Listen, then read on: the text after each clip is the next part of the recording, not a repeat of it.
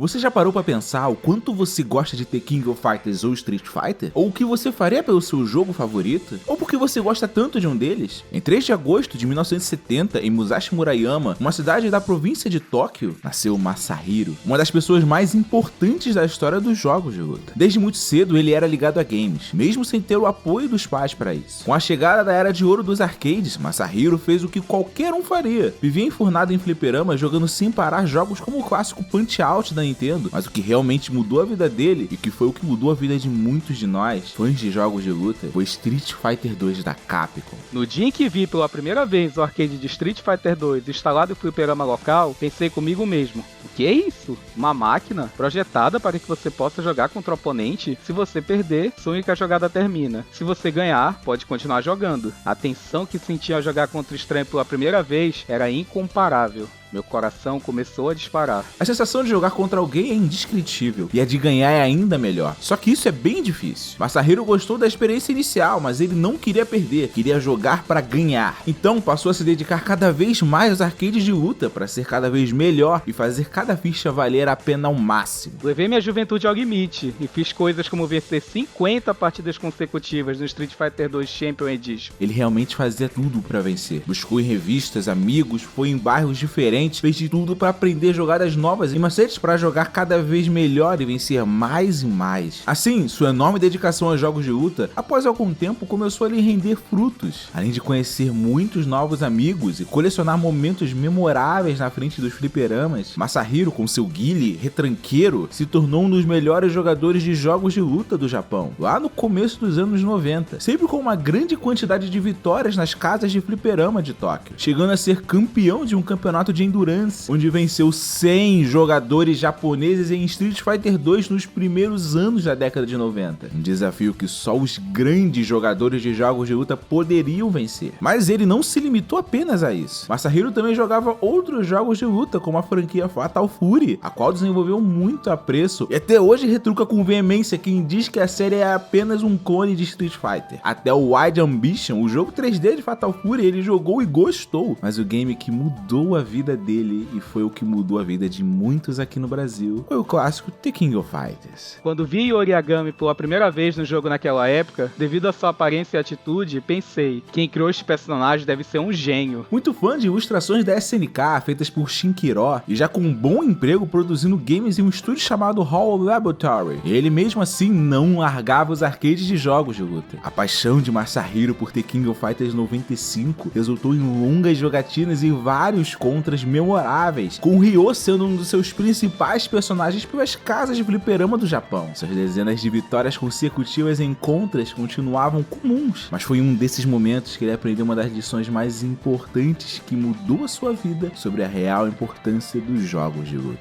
Eu estava jogando KOF 95 levemente sem rumo quando alguém se juntou a mim, jogando contra. Apesar de eu sentir que gostaria muito de jogar sozinho, a luta começou. Executei meus combos de forma precisa e rapidamente ganhei os primeiros 2 rounds, mas alguma coisa não estava certa. Meu adversário era muito indiferente, sem resistência. Pensando que algo estava estranho, eu furtivamente usei o reflexo no vidro da janela para dar uma olhada no meu oponente e, para minha surpresa, era um casal normal e quem estava jogando era a namorada. Me sentia especialmente arrependido pelo que havia feito. Os dois provavelmente entraram no fliperama apenas para se divertirem casualmente e terem momentos legais. E lá, eu os destruí impiedosamente. Provavelmente aquela mulher nunca mais jogaria um jogo de luta. A experiência de Masahiro em KOF 95 o fez mudar permanentemente sua visão sobre fighting games. Para ele, os jogos de luta não deveriam ser apenas para alimentar egos e empilhar vitórias, mas sim para, antes de tudo, divertir pessoas. Uma vez a lenda Satoru Iwata disse que, abre aspas, pessoas que amam jogos e são realmente boas neles já foram, em algum momento, elas mesmas jogadoras casuais. É por isso que é tão importante garantir que se continue trazendo novos jogadores. Do contrário, chegará o dia em que não haverão mais jogadores. A questão é que os jogos do gênero naquela época estavam cada vez mais dificultando a jogabilidade para agradar os veteranos de fighting games, empilhando mecânicas complexas e em seguida mudando tudo de novo a cada ano, dificultando em muito a entrada de muitos dos novos jogadores pro gênero, que assim como o jovem casal que apenas queria se divertir, simplesmente chegavam no fliperama e suas fichas não duravam nem 30 segundos, pois não conseguiam jogar e apenas eram destruídos constantemente pelos jogadores experientes, tornando a experiência de jogar jogos de luta, para muitos novatos, apenas estresse e perda de tempo, já que eles tinham que se esforçar muito por muito tempo para conseguir o que deveria ser básico e o principal de um game: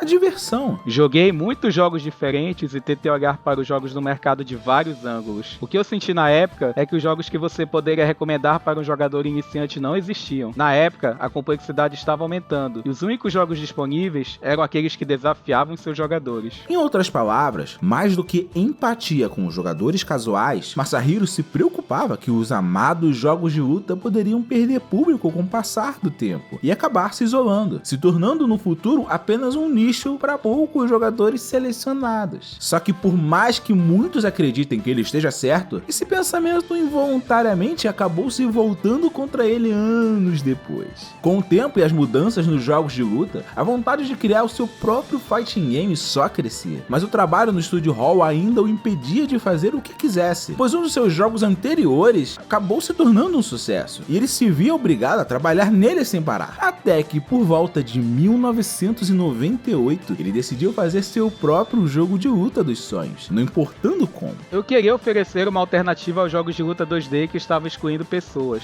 Ele então passou a trabalhar sozinho em seu tempo livre em um jogo de luta diferenciado para ter 4 jogadores lutarem juntos, chamado Dragon King The Fighting Game, feito para aproveitar o hardware do Nintendo 64, mesmo tendo um baixíssimo orçamento. Após uma primeira alpha, ele chamou seu grande amigo Satoru Iwata para tentar fazer o game dar certo, mas ainda faltava alguma coisa antes de apresentar aos chefes dele para tentar fazer o jogo ser aprovado para ser publicado. Masahiro queria um jogo diferenciado e marcante, mas ter personagens sem muito carisma e presença não ajudava muito. Por isso ele quis realizar o sonho de vários jogadores de games de colocar os principais personagens de jogos diferentes para lutarem um contra o outro e assim descobrir quem é o melhor. Só tinha um problema: o estúdio Hall em que ele trabalhava era uma subsidiária da Nintendo, não da Capcom ou da SNK. Mas isso não necessariamente era uma coisa ruim. Sozinho e escondido, e ainda querendo fazer seu grande jogo de luta, Masahiro começou a trabalhar na inserção dos próprios personagens da Nintendo no game, sem autorização da empresa, para ver se conseguia aprovação. Após muito tempo balanceando o jogo e fazendo os golpes, ele mostrou ao amigo Iwata e ambos chegaram à mesma conclusão: a Nintendo nunca autorizaria isso. O problema é que, talvez inspirada pelo sucesso do exclusivo de luta Killer Instinct, a Nintendo aprovou a proposta e mesmo com baixo orçamento, muito conteúdo cortado e nenhuma publicidade, o jogo de luta de Masahiro foi lançado com um novo nome: Super Smash Bros., sendo um sucesso gigantesco, vendendo milhões e milhões de cópias pelo mundo. Enquanto vários jogos de luta iam perdendo espaço, Smash Bros. Ia crescendo cada vez mais. Com o tempo, Masahiro passou a dar mais entrevistas e assim foi chamado respeitosamente por seu sobrenome, Sakurai. Mas foi aí que ele conheceu o outro lado do mercado de jogos de luta. Com um novo jogo de sucesso na carreira, imediatamente o fantasma do jogo anterior voltou a sondá-lo. As pessoas exigiam tão logo uma continuação, só que o trabalho foi extremamente cansativo. Após um tempo, Sakurai finalmente aceitou o desafio, e um dos motivos foi que com a chegada do GameCube, o novo console da Nintendo, ele poderia inserir não só o conteúdo cortado que não pôde ser inserido antes, mas aquilo que ele sempre quis pôr no jogo: mecânicas de The King of Fighters. O Smash Bros. Original já tinha diversos elementos de jogos de luta, mas a partir do segundo game da série, o Melee, a diversidade aumentou exponencialmente. É possível encontrar esquiva, rolagem, tipos diferentes de pulo, taunt, guard cancel, guard breaker, just defender e várias outras mecânicas de jogos de luta que ele sempre amou, deixando o jogo muito mais completo. É até um meme da comunidade de Smash que, na rivalidade dos anos 90 entre SNK e Capcom, Sakurai estava do lado da SNK.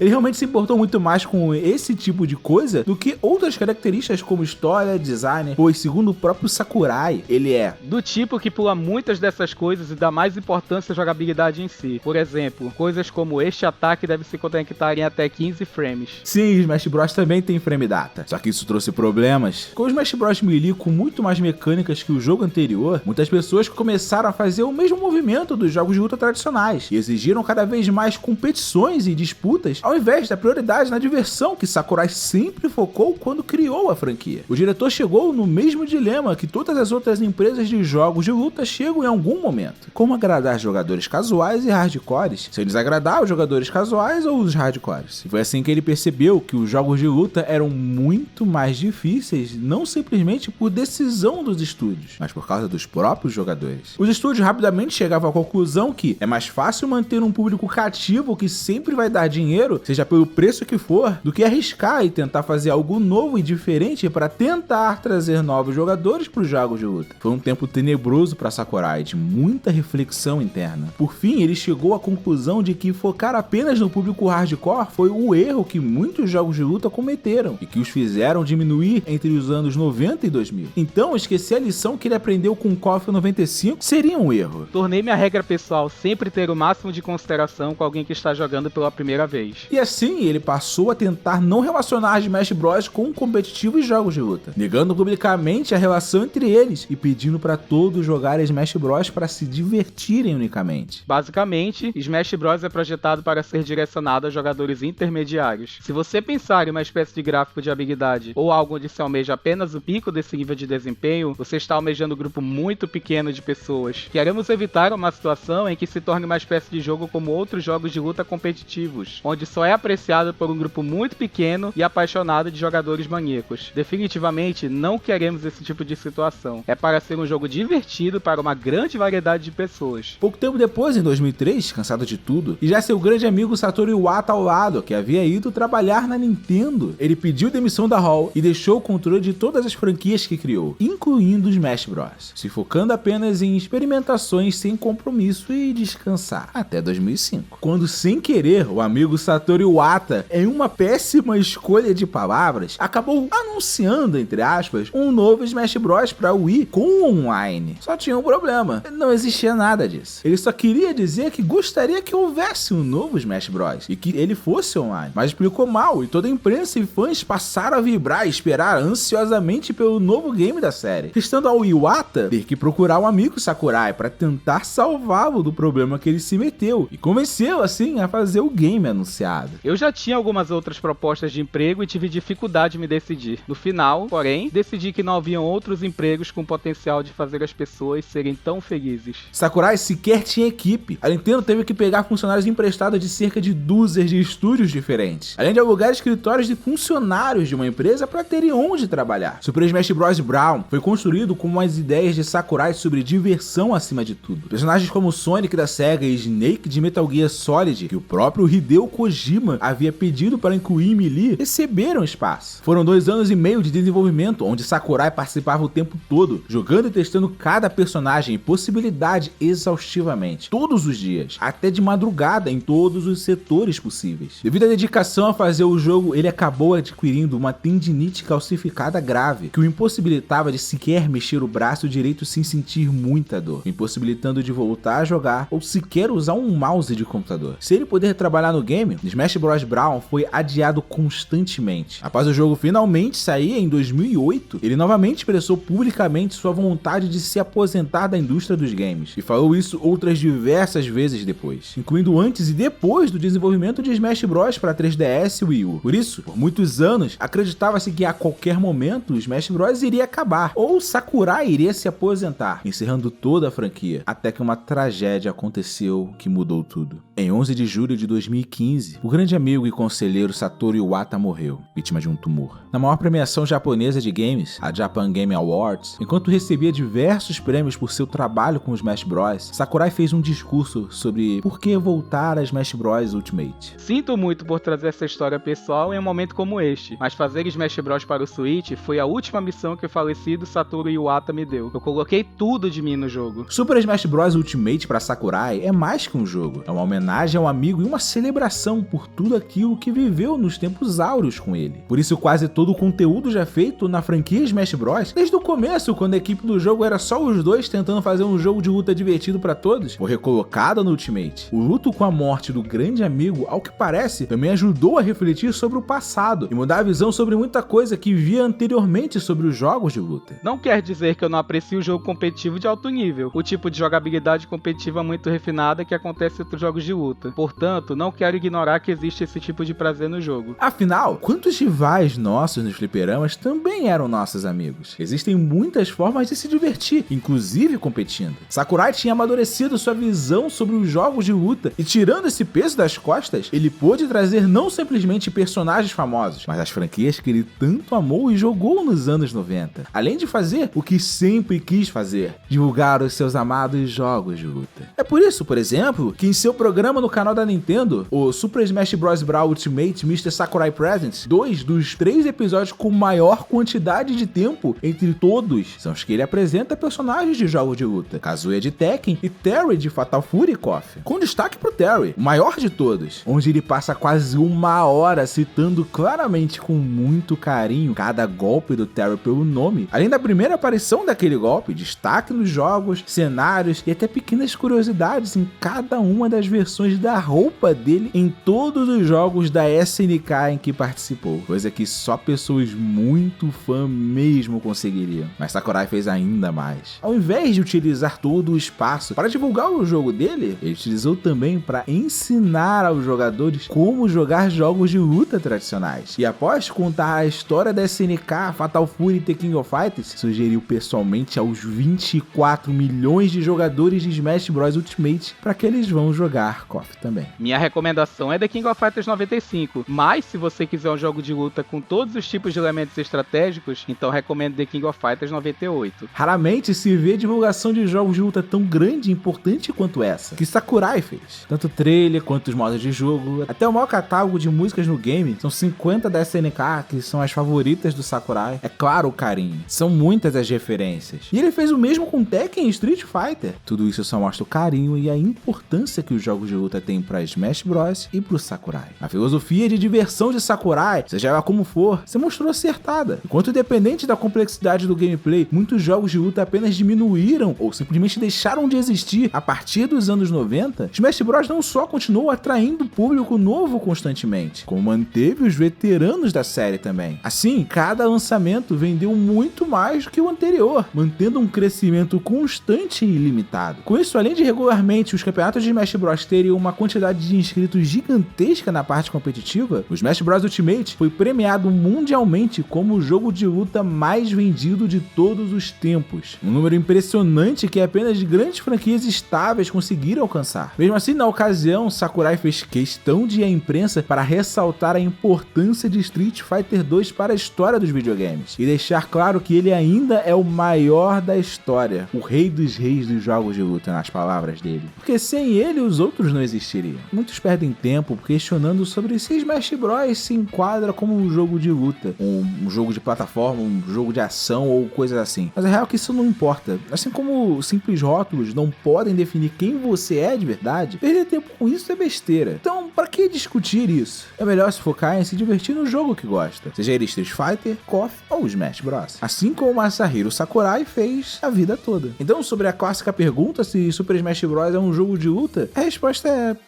dane-se. A pergunta que você sempre deveria fazer é: esse jogo é divertido? Os jogadores não sabem sobre o quão duro nós trabalhamos. Os projetos demoram um pouco e você passa por momentos difíceis e dolorosos. Mas a dor que sinto naquele momento vai embora com o tempo. No entanto, o jogo sempre permanece. Fazer vídeo pro YouTube está cada vez mais difícil. Então, como forma de agradecer quem apoia o canal, chamei 2 apoiadores para participarem, lendo as citações de Sakurai e do Iwata. Então, muito obrigado ao Garden e ao Nathan IWN, que inclusive tem um ótimo canal ensinando sobre Smash Bros. Recomendo muito dar uma olhada no canal dele, o link tá na descrição. E você pode apoiar também. Mais do que um nome na tela, eu tento agradecer interagindo em um grupo fechado com os apoiadores, disponibilizando vídeos exclusivos para eles, como shorts censurados, making-offs, vídeos vetados e várias outras coisas, como saber temas desse Titãs e muito mais só para quem apoia. Então, cara, se puder, é só apoiar com qualquer valor que já ajuda muito. As formas estão aí na tela. Essa semana os novos apoiadores são Gabriel Rodrigues, Rodrigues, Nayana Jan, João Gustavo Avelino e o Eterno Ninja apenas. Obrigado a vocês e a quem faz aquela contribuição mensal como membro ou pelo Apoia-se. Muito obrigado de verdade por apoiarem. E se você puder, considere apoiar também. Afinal, né, se esse tipo de conteúdo trabalhado está cada vez mais escasso aqui no YouTube, é porque o retorno tá bem difícil mesmo, cara. Mas se você não puder, se inscreve aí se você gostar desse tipo de vídeo, beleza? E na próxima vez que nos vermos, se você quiser, eu posso te contar mais segredos dos games. Buenas!